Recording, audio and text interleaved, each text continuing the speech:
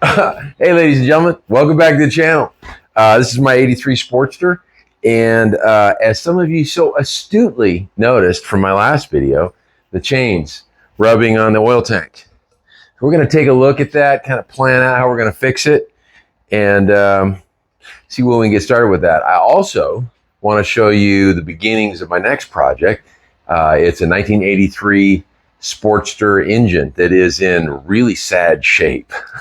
It ran before I bought it, but I need the rest of the bike. So if anybody out there has anything they'd like to offer up, y'all send me a note and we'll see if we can work something out. But let's talk about this bike first. All right. So it's my '83 Sportster. If you can see this, the chain is just does not have enough clearance, and you can see where she's been rubbing on the oil tank. So for that, I believe I'm going to put in a little notch right in here and make some space for that chain. I might even put some kind of a almost like that plastic shoe that's in the primary cover for that chain. But I haven't decided if I can mount anything on there or if I even like that idea. Now, the other thing I want to do, because this is the bike that I blew up the motor in once from oil pressure. And that was literally from pulling off this inlet line from that oil pump, which is down under there, and airlocking the oil pump. So to avoid pulling that line off to change the oil, last time I did it, I sucked the oil out with a big syringe, but I think what I'm going to do instead is put a little 1/4-inch NPT plug right here and just drain it from there. That's what I did on the last bike. That's what I did on this bike here. You can see I've got a little drain right there, so I can take it off and drain the oil just using a little a piece of cardboard to direct it out to a pan. So that's the plan, guys. Other than that, you notice I got a little bit of, well, that chip's not a big deal, but I believe right in there, you'll notice that the chain's been hitting the fender. So I need to open that up a little bit. I really like this sort of industrial paint I've got going on here, but it's lacking in a few areas. Let me show you where. So if you take off the cap, you can kind of see where the gasoline is absolutely attacking the paint. And I got to say, I've had a struggle with that. I put like really good automotive quality paint on both my other two bikes. And the one that has a cap like this, where the gas can kind of seep out around the sides. I mean, you do have a gasket in there, but man, I'm telling you what, that gas it has a mind of its own. It'll find a way if it can. And I've not found a way to keep that from eating up the paint. So I'm thinking what I might do is recoat some of this stuff and then hit it with some 2K matte clear. That might stave off the fuel. I'm not 100% sure, but that's kind of the plan. And I gotta say, I'd be doing it today, but I spent like 2.5 hours playing pickleball this morning. And I am shot, dude. I mean, you want to talk about muscle cramps? Man, in New Mexico, here, let's show you a little. The New Mexico heat. I mean, this place wants to incinerate you every moment you're outside. I mean, I love it. I love the dry heat, but man, I tell you what, my body doesn't. I've been drinking pickle juice to try to curb that, but man, I gotta say, when my legs are cramping, I ain't working out in the shop. So we'll be getting to that this week for sure, just not today. All right, I got another thing I want to show you. All right, behold. the parts for the next project. This is an 83 Sportster engine. I'd love to do a Shovster with it. I got a buddy that's got a mill. I can open up the case, but I don't have the rest of the Shovster parts. And if anybody out there has got anything that I think would work for that build, y'all let me know. I'd love to hear from you and see if maybe that could become a reality. But let me show you this case. All right, guys, this is my case. And if you can see here, we got a nice big old hole right there. Yes, sirree. So that's going to need to be repaired. Now, I've done case repairs before, and pretty confident I can handle it again. You see this case, I'll show you where I did the last repair. So see this boss? See this boss right in here? The last case, actually on that 83 right there, I had to repair that dude. It was all busted out. And I got to say, for your very first aluminum welding job, trying to get into that case with the TIG torch and fix it was tough. But this one is literally right on the outside. So I don't think that's going to be too horribly difficult. Obviously got to clean the snot out of it first. She a dirty birdie. All right, so that's the case. Now, the rods, I've already honed. I was learning how to hone these. I bought the, let's see if I can get a, well, you can kind of see it. Yeah, I got them all honed out to spec. And I haven't figured out what size bearings to do yet, because that'll be done once I fit up the crank. Yeah, you can see those have that nice velvety texture in there. That's what you want when you hone a set of rods. Probably will have to do the top bushings, more than likely. You know, last few times I did top bushings, I had to ream that thing for, God, felt like an hour a piece.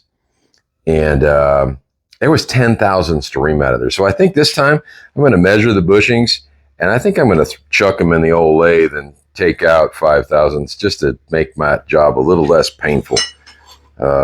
But that's my plan. Be interested to hear what you guys do with that. But that, pressing that bushing in and then sitting there with that Jim's hone for an hour is just more pain than I'm good for. All right, so here's the crank, and it's a stock crank. These are the old are the bearings that go with these rods. This is the stock crank. These flywheels are really pretty tired. They need a lot of cleaning. The crank pin is fried. Now, let's see, how fried is it? Oh, it might be usable. That just looks like a little discoloration. I think she's gonna be okay. I'd run it. I mean, I'm not feeling nothing with my finger. So there's that. Now this part, let's take a look at that. Well, you know, I thought there was a big booger on this one someplace I needed to work on. No, she don't look too bad. Yeah. All right, well, she just got to be assembled and trued then. Let's take a look at the sprocket shaft. Well, that might need some work. I believe that slot is supposed to be there. And then and this part of the washer, kind of grooved, but not horrible. Let's take a look at the sprocket shaft. Well, don't look too bad. I'm not seeing anything too horribly ugly. No cracks. I have seen them before with this bottom flange will crack all the way around from over torquing the bearing. So we won't be doing that. And the flywheels themselves, they look pretty good. A little dirt in there. And this, again, this step, I believe, is supposed to be there. So that's all fine. So I will start with chucking those two parts in my lathe and indicating off the outside diameter of the flywheel and double checking to make sure this is running true to the flywheel. I found that when I do that, the truing process is a whole lot easier because I've taken the first steps to make sure things are going to line up like they're supposed to. There we go.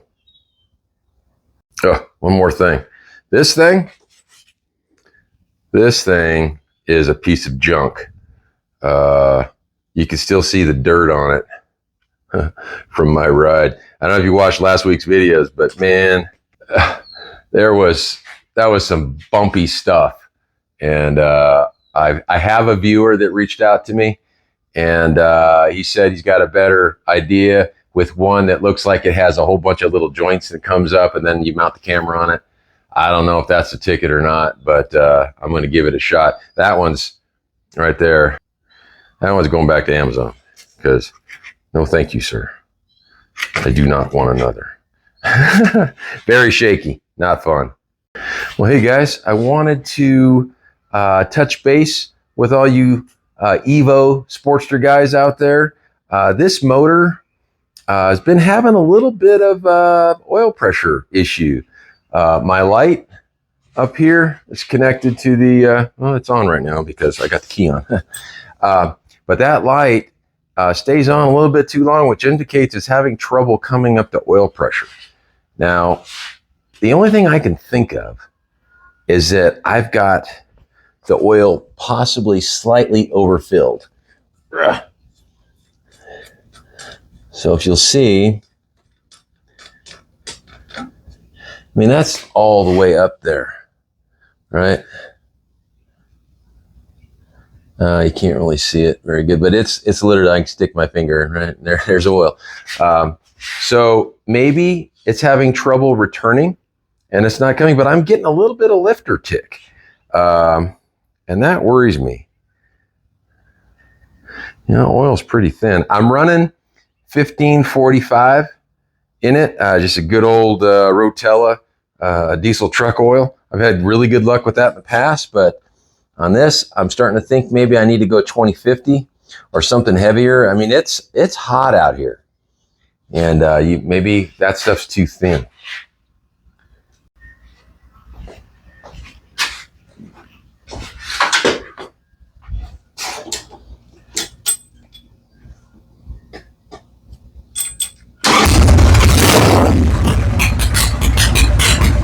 Yeah. Come on.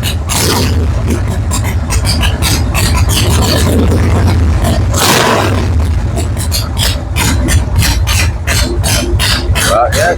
No. Man, it still didn't go out. That's crazy. Let me do that again.